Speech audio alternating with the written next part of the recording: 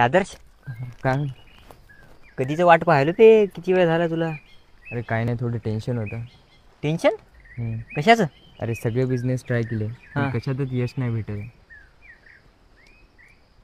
तुला एक गोष्ट सांगू का? सांग. स्टीव्ह जॉब्स माहीत आहे तुला, ॲपलचा मालक? हां. ते एक वेळ असंच टेन्शनमध्ये गेला होता. हम्म. त्याने ॲपल कंपनी खोलली, त्याला काही यश मिळेनच. हां. लय परेशान झालं, काय करू त्याला काही समजेना झालं होतं. हम्म. मग त्याला एक माणूस भेटला. ते काय म्हणे माहीत आहे का? हम्म.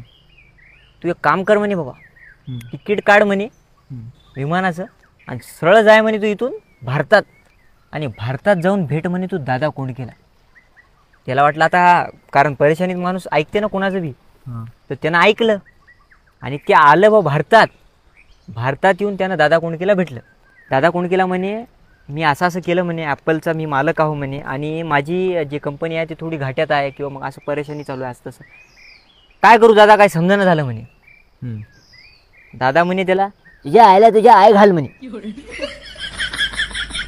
मग त्यानं माहिती आहे का, तेव्हापासून त्यानं त्याच्यामध्ये आय घातला. मग त्यानं आयफोन, आयपॅड, आयमॅक असं बनवलं, आणि त्याची कंपनी आता पाहिली त्या ब्रँड आहे, ब्रँड आय घातल्यापासून.